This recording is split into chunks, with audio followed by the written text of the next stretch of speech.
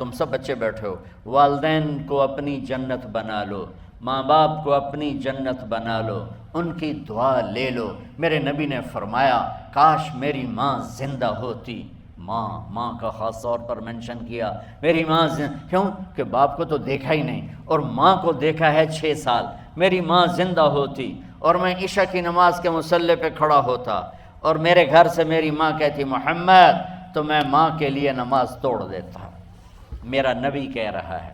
اور جب آپ حج پہ تشریف لے گئے اور ابوا کے میدان سے گزرے جہاں میرے نبی کی والدہ کا انتقال ہوا تھا، اس بات کو 57 سال گزر چکے ہیں۔ 6 برس کی عمر میں مدینہ سے نکلے 3 افراد، میرے نبی کی ماں، میرے نبی کے والد کی باندی ایمن، وہ بھی ماں ہیں، انہوں نے بھی دودھ پلایا تھا میرے نبی کو۔ 2 مائیں ہیں، ایک دودھ پلانے والی، ایک پیدا کرنے والی، اور ایک میرے نبی ہیں۔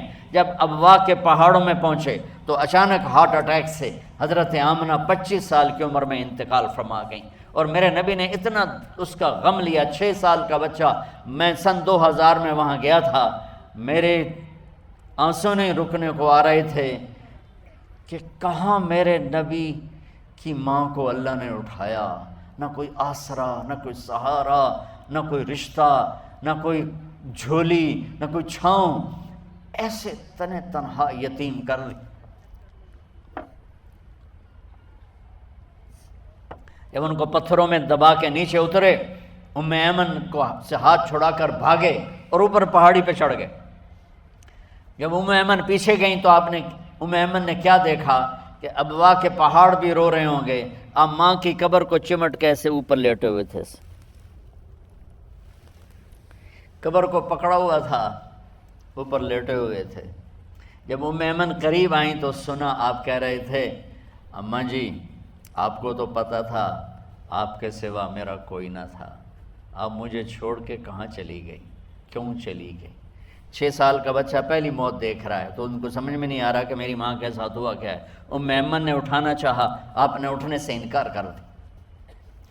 اس صدمے کو سینے میں لیے ہوئے 57 سال کے بعد، 7ویں دن بندہ رو نہیں سکتا، رونا ہی چاہے تو رونا نہیں آمدا، 57 سال کے بعد آپ اس وادی سے گزرے، اپنے اونٹنی کو ماں کی قبر کی طرف موڑ دیا، اور ان پلرز کو 3 گنا کرو تو وہ پہاڑ بنتا ہے، چھوٹی پہاڑی تھی۔ اونٹنی کو نیچے بٹھایا، اوپر پہاڑ پر گئے، اور یہ مجھے دیکھو، یوں آپ نے گھٹنے کھڑے کیے ماں کی قبر کے سرانے، اور یہ ہاتھ یہاں رکھے، اور پھر سر دیا اپنے گھٹنوں میں یوں، پھر رونا شروع کیا۔ اتنا روئے، اپریل کا مہینہ تھا، دھوپ سر پہ پڑ رہی تھی، ہم تو ٹھنڈی دھوپ میں بیٹھے ہیں، شدید دھوپ میں بیٹھے تھے، اور اس کنڈیشن میں یہ بچوں کا سٹائل ہوتا ہے، جب لمبا رونا ہو تو وہ یوں بیٹھتے ہیں سر اندر دے کر۔ اتنا روئے کہ آپ کی داڑھی ساری آنسوں سے بھر گئی، سینہ تر ہو گیا، احرام تر ہو گیا، اور کئی گھنٹے بیٹھ کے روتے رہے۔ 2 جہان کے سردار ہو کر تمنا کر رہے ہیں کاش اماں تو زندہ ہوتی، تو مجھے کہتی محمد میں تیرے لیے نماز توڑ دیتا۔ اور میرے نبی نے، یہ بچیاں غور سے سنو، میرے نبی سے پوچھا گیا یا رسول اللہ قیامت کب آئے گی؟ آپ نے فرمایا یہ تو اللہ کو پتہ ہے۔ میں نے کہا یا رسول اللہ کوئی نشانی بتا دیں، تو آپ نے فرمایا جب بچیاں ماؤں کو ذلیل کریں گی تو قیامت آ جائے۔ جب بیٹیاں ماؤں کے ساتھ بدتمیزی کریں گی اور ماؤں کو ذلیل کریں گی تو قیامت آ جائے گی۔ ایک ماں بیٹی کو میں بھول نہیں سکتا، ماں کے موٹے موٹے آنسو گر رہے تھے، اور بیٹی ماں سے کہہ رہی تھی بھوک نہیں، ہماری اپنی پنجابی زبان، بھوک نہیں، اوئے ہوئے ہوئے ہوئے، یہ تو ہم نوکر کو کہتے ہوئے ڈرتے ہیں، وہ ماں سے کہہ رہی تھی بھوک نہیں، یعنی بکواس نہ کر، اور وہ آگے چپ، صرف آنسو اس کے گر رہے تھے ایسا۔ شاید وہ یاد کر رہی تھی کہ 9 مہینے کیسے اس کو میں نے پیٹ میں پالا، جنتے ہوئے کتنی تکلیفوں سے گزری، اور اس کو دودھ پلاتے ہوئے کتنی راتیں میں نے کاٹ کاٹ کے گزاریں، اور اس کے پیشاب دھوتے ہوئے کتنی دفعہ میں سردی میں ٹھٹھری، اور آج یہ مجھے کہہ رہی ہے بھوک نہیں۔ اس لیے میرے نبی نے فرمایا جس نے ماں باپ کو دکھ دیا، سنو غور سے بچوں سارے سنو، جس نے ماں باپ کو دکھ دیا اس پہ اللہ کی لعنت، اس پہ فرشتوں کی لعنت، اس پہ زمین آسمان کی لعنت، نہ ان کی نماز قبول ہے، نہ روزہ قبول ہے، نہ صدقہ قبول ہے۔ میرے نبی کی زندگی کا دوسرا روپ حقوق العباد، نماز حقوق اللہ میں آ جاتی ہے، میں حقوق العباد کی تھوڑی سی وضاحت کر رہا ہوں۔ ماں باپ زندہ ہیں تو دعا لے لو۔ والدین سے کہتا ہوں بچوں کو عزت دو، جہاں اولاد ماں باپ کے حقوق ہیں وہاں اولاد کے حقوق ہیں، اولاد کو عزت دو، اولاد کو عزت دو، اولاد کو عزت دو۔ بہت سی اولاد کی نافرمانی کا ذریعہ ماں باپ بن رہے ہیں، سختی کر کے، زبردستی کر کے اور ٹھونس کر چیزیں نوکروں کی طرح سلوک کر کے۔ میرے نبی کے گھر میں جب بیٹی فاطمہ ملنے کے لیے آتی تھیں تو میرے نبی بیٹھے نہیں رہتے تھے، یا اب چیئر پہ بیٹھے ہوئے بی بی فاطمہ آ گئی، اب زمین پہ بیٹھے ہوئے ہیں بیٹی آ گئی، اب چارپائی پہ لیٹے ہوئے ہیں بیٹی آ گئی۔ میرے نبی کیا کرتے تھے؟ کھڑے ہو جاتے تھے، کھڑے ہو جاتے، ایک دم کھڑے ہو جاتے تھے، اور پھر کھڑے نہیں رہتے تھے، تیزی سے آگے بڑھتے تھے اور حضرت فاطمہ کا ہاتھ پکڑ لیتے تھے۔ یہ والدین غور سے سنو، حضرت فاطمہ کا ہاتھ پکڑ لیتے تھے اور ہاتھ پکڑ کے مجھے دیکھو یوں بوسہ لیتے تھے، بیٹی کا بوسہ لیتے تھے، پھر ہاتھ چھوڑتے نہیں تھے، ہاتھ پکڑے پکڑے لاتے لاتے لاتے ان کو چارپائی پر پہلے بٹھاتے تھے پھر خود بیٹھتے تھے۔ یہ باپ اور رسول ہو کر بیٹی کو یہ عزت دیتے تھے۔ پھر وہ جنت کی عورتوں کی سردار بنی، پھر وہ جنت کے سرداروں کی ماں بنی، پھر وہ اللہ کے شیر کی زوجہ بنی۔ تو والدین سے کہتا ہوں کہ اپنے بچوں کو عزت دو، عزت دو، عزت دو، عزت دو۔ پھر آپ سے زندگی کے بڑے فیصلے ہیں شادی۔ آپ لوگ اکٹھے پڑھتے ہو لڑکے لڑکیاں، اپنی شادی کے فیصلے خود نہ کرو، اپنے ماں باپ کے حوالے کرو۔ اس میں شرافت بھی ہے، اس میں برکت بھی ہے، اس میں رحمت بھی ہے، اور اس میں والدین کی دعائیں بھی ہیں۔ کورٹ میرج کو ہوا نہ دو، boy friend girl friend culture ہمارا نہیں ہے۔ میرے نبی کے طریقے میں مرد اور عورت کا صرف نکاح سے تعلق ہے، اس کے علاوہ سب جہنم کی آگ ہے۔ اور والدین سے کہتا ہوں کہ اپنے بچوں سے پوچھ کے رشتے کرو، زبردستی مت کرو۔ میرا معاشرہ بہت سنگین قسم کے جرم کا شکار ہے، بچوں پہ مسلط کر دیتے ہیں، ایتھے ہی کرنی ہے، ایسے جٹاں چی کرنی ہے، بٹاں چی کرنی، پتہ نہیں آئے کتوں ہیں جٹ بٹ۔ چلو تم ناراض نہ ہو، راجپوتاں چی کرنی، میں راجپوت ہوں، میں اپنی قوم کو بھی رگڑ دیتا ہوں، راجپوتاں چی کرنی، اگاں کرنی ہی کوئی نہیں۔ یہ ظلم و ستم اولاد پہ مت کرو، اپنی بچی سے پوچھو، اگر بیٹی ہاں کرے تو پھر قدم اٹھاؤ، اگر بیٹی کہہ دے میں نہیں کرنا چاہتی تو وہ نافرمان نہیں ہے۔ اللہ کے واسطے میری سنو، صرف تم نہیں سن رہے ہو، اس کیمرے سے لاکھوں کروڑوں لوگ سن رہے ہیں۔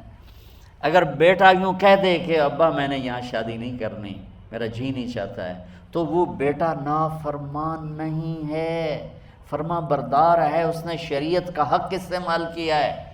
اب ایسا ظلم مت کرو کہ نہیں اتھے ہی کرنی ہے، اتھے گھروں نکل جا۔ زندگی تم نے تو نہیں گزارنی، زندگی تو بچے نے گزارنی، میں قربان جاؤں۔ ایک حدیث سنو پہلے، پھر اگلی بات سناتا ہوں۔ ما تزوجت وما زوجت الا بوحی من السماء نزل به جبریل۔ لوگو سنو، میں نے جہاں شادی کی، میں نے جہاں بیٹی کی شادی کی، پہلے آسمان سے جبریل فرشتہ اللہ کا حکم لے کر آیا، پھر میں نے قدم اٹھایا۔ سمجھ گئے میری یہ بات؟ سمجھ گئے سارے؟ اب اگلی سنو۔ حضرت علی فاطمہ کا رشتہ لینے آ گئے اور جبریل ان سے پہلے آ گیا کہ یا رسول اللہ فاطمہ علی کے لیے ہے۔ باپ محمد مصطفیٰ جیسا ہے، رشتہ مانگنے والا علی جیسا ہے، اور بیٹی فاطمہ جیسی ہے۔ اور آپ پوچھتے ہیں علی کیسے آئے؟ وہ شرم کی وجہ سے کچھ کہہ نہ سکے، چپ۔ آپ کو تو پتہ تھا، آپ نے فرمایا فاطمہ کے رشتے کے لیے آئے ہو؟ کہا جی۔ تو جبریل تنال بیٹھا ہوا ہے کہ یا رسول اللہ اتھے ہی کرنا ہے، آپ نے ہاں نہیں کی، آپ نے کہا انشاءاللہ، اور یہ کہہ کر اٹھ گئے۔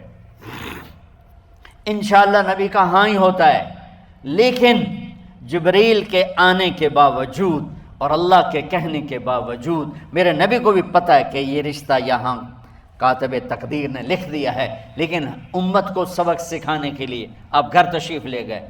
بیٹی فاطمہ کہ جی یا رسول اللہ، کہا علی کا رشتہ آیا ہے، میں ہاں کر دوں؟ سبحان اللہ۔ میں اپنے دیہاتی بچیوں پہ مجھے رونا آ گیا کہ جنہیں پتہ ہی نہیں ہوتا سانو کہیں دے نال بندے پہ جانور ہے یا انسان ہے۔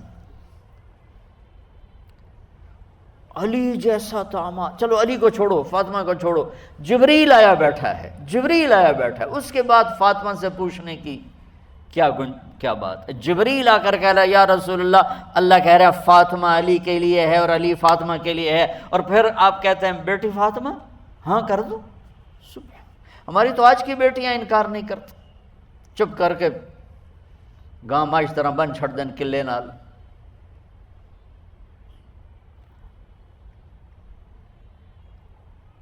کوئی ان کے اندر کے جذبات کو سننے والا کوئی نہیں ہوتا، اپنی انانیت پر یہ فیصلے کرتے ہیں، اور میرا نبی کہہ رہا ہے بیٹی ہاں کر دو۔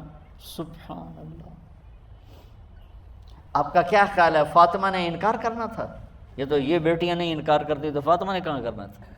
لیکن یہ سبق دینا تھا ان والدین کو جو نادانی میں نادانی کے فیصلے کر کے اولاد کو ہمیشہ ایک ٹھنڈی آگ میں دھکا دے دیتے ہیں۔ حضرت فاطمہ رضی اللہ تعالیٰ عنہا نے جب ہاں کی، پھر آپ باہر نکلے۔ اچھا مزے کا واقعہ ہو، حضرت علی اٹھ کے باہر نکلے تو صحابہ باہر کھڑے انتظار کر رہے تھے کہ کیا ہوا۔ حضرت علی کو بھیجنے والے تھے عبد الرحمن بن عوف۔ پہلے ابو بکر گئے تو آپ نے انکار کر دیا، عمر گئے رشتہ مانگا، آپ نے انکار کر دیا۔ عبد الرحمن بن عوف نے علی سے کہا آپ جائیں، آپ کا رشتہ رد نہیں ہوگا۔ کہنے لگے میرا تو ذاتی گھر بھی کوئی نہیں، مجھے کہاں سے رشتہ ملے گا، میں تو بالکل غریب ہوں۔ کہا نہیں تم جاؤ۔ تو واپس آتے انہوں نے عبد الرحمن بن عوف پہ چڑھائی کر دی، ویکھیا ہے نا تو مینوں گلے آئی، انکار ہو گیا۔ تو صحابہ نے پوچھا کیا ہوا؟ کہا کچھ کہا ہی نہیں، چپ کر کے اٹھ گئے۔ تو عبد الرحمن بن عوف کہنے لگے کچھ بولے صحیح، کہ بس اتنا کہا انشاءاللہ کا تو مبارک ہو، نبی کا انشاءاللہ ہاں ہوتا ہے۔ کہا اچھا، تو اتنے میں آپ باہر تشریف لے۔ کہا علی، کہا جی، کہا لو بلاؤ، لوگوں کو بلاؤ۔ ساری مسجد بھر گئی، آپ کے ساری مسجد فل ہو گئی۔ آپ ممبر پہ کھڑے ہوئے علی کو سامنے بٹھایا، کہا لوگو یہ جبریل میرے پاس اللہ کا پیغام لائے ہیں کہ میں فاطمہ بنت محمد کا نکاح علی بن ابی طالب کے ساتھ کر دوں۔ پھر آپ نے خطبہ پڑھا اور کہا کہ علی، ہائے ہائے ہائے، میں نے فاطمہ بنت محمد کو 400 درہم مہر کے عوض تیرے نکاح میں دیا، تو نے قبول کیا؟ حضرت علی نے زور سے نعرہ لگایا میں نے قبول کیا، اور سجدے میں چلے گئے، اللہ کا شکر کا سجدہ ادا کیا۔ پھر میرے نبی نے وہیں سارے مجمع کو شہد کا شربت پلایا اور تازہ کھجوریں کھلائیں، اور پھر جب رخصتی ہوئی تو آپ نے حضرت علی سے فرمایا کہ آپ آ کے لے جاؤ۔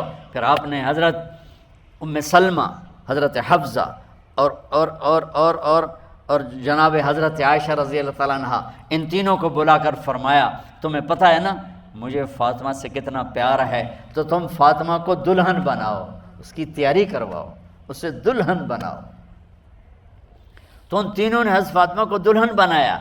پھر آپ نے حضرت علی کو پیغام بھجوایا، وہ تشریف لائے، اپنی اونٹنی لے کر آئے، حضرت عقیل ساتھ ہے، سلمان فارسی ساتھ ہے، اور دروازے پر اونٹنی بٹھائی، آپ علی کو اندر لے گئے اور یوں فاطمہ کا ہاتھ پکڑ کے علی کے ہاتھ میں دے کر فرمایا علی تمہیں نبی کی بیٹی مبارک۔ سبحان۔ پھر آپ نے کہا میری بیٹی فاطمہ، مجھے اپنے خاندان میں جو سب سے زیادہ محبوب تھا میں نے تیرا ہاتھ اس کے ہاتھ میں دے دیا ہے۔ والدین سے کہتا ہوں اپنے نبی کی زندگی پڑھو۔ میرا درد ہے کہ ہماری ثقافت میں اسلام داخل نہیں ہوا، ہمارے عبادت میں اسلام آ گیا، بہت سارا مجمع مرد عورتوں کا نمازی ہے، حاجی ہے، عمرے کرتے ہیں، لیکن ثقافت میں نبوت کی جھلک دکھائی دے، ثقافت میں اللہ کا نبی دکھائی دے، وہ نہیں ہے۔ زندگی بیت گئی اس انتظار میں، مدت سے لگ رہی تھی لب بام ٹک ٹکی، تھک تھک کے گر گئی نگہ انتظار آج، پتہ نہیں کب صبح ہوگی۔ چلو کہتے تو جائیں مجھے ہے اگرچہ بت ہیں جماعت کی آستینوں میں، مجھے ہے حکم اذان لا الہ الا اللہ۔ والدین کے ذمے ہے اولاد کو عزت دینا، ان کی سب سے بڑی خواہش میں ان کا احترام کرنا کہ زندگی انہوں نے گزارنی ہے، اور آپ کے ذمے ہے والدین کے آگے سر جھکا دینا۔ اللہ کے واسطے کورٹ میرجز اور خفیہ شادیاں یہ نہ ہماری ثقافت ہے نہ یہ انسانیت ہے۔ ہمیشہ دکھ دردوں میں زندگی گزرتی ہے کہ اصل زندگی تو موت کے بعد آنے والی ہے۔ تو والدین پڑھیں شریعت کو، اولاد بھی پڑھے اپنے نبی کی زندگی کو۔ ایک شخص حضرت عمر کے پاس آیا ایک بیٹے کو لے کر، کہا امیر المومنین یہ میرا بیٹا بڑا نافرمان ہے اور مجھے بہت تنگ کرتا ہے۔ حضرت عمر کے پاس لاٹھی ہوتی تو انہوں نے یوں اٹھائی، وہ کہنے کا حضور معافی دیا جائے، ایک میری گل سن لو۔ آپ نے فرمایا کیا؟ کہنے لگا ماں پیو دے بڑے حق ہیں، بالکل ٹھیک ہے، پر کوئی ساڈا حق بھی ہے ماں پیو دے؟ آپ نے کہا ہاں۔ آپ نے کہا ہاں۔ کہنے لگے ذرا وہ بتا دیں۔ کہا پہلا حق ہے اچھی ماں تلاش کرے، نیک عورت تلاش کرے۔ دوسرا حق یہ ہے نام اچھا رکھے۔ تیسرا حق یہ ہے اس کو قرآن کی تعلیم دے۔ کہا جی پھر سن لو حضرت جی، ایسا میرے پیو کو پوچھو اس حبشی عورت نال شادی کر کے مینوں حبشی ماں دیتی، انہوں کوئی عرب ماں ہی نہیں لتی۔ میرا پہلا حق اس مارا ہے۔ دوسرا سن لو، اس نے میرا نام جولان رکھا ہے، جولان گندگی کے کیڑے کو کہتے کہ اس نے میرا نام جولان رکھا ہے۔ اور تری سن لو، اس آج تے مینوں قرآن دی شکل نہیں وکھائی۔ حضرت عمر ہوئی سوٹا وہ سر تے پھیر دے کہ پہلے تیری مالش کراں پھر ایدی کر سکتا۔ تو آج کے والدین بھی اپنی اولاد کے بارے میں بہت بہت بہت غافل ہیں، اور اولاد کا بھی حال یہی ہے، چونکہ ماں کیا ہے، باپ کیا ہے، اولاد کیا ہے، یہ شریعت، یہ قرآن بتاتا ہے، یہ میرے نبی کی زندگی بتاتی ہے۔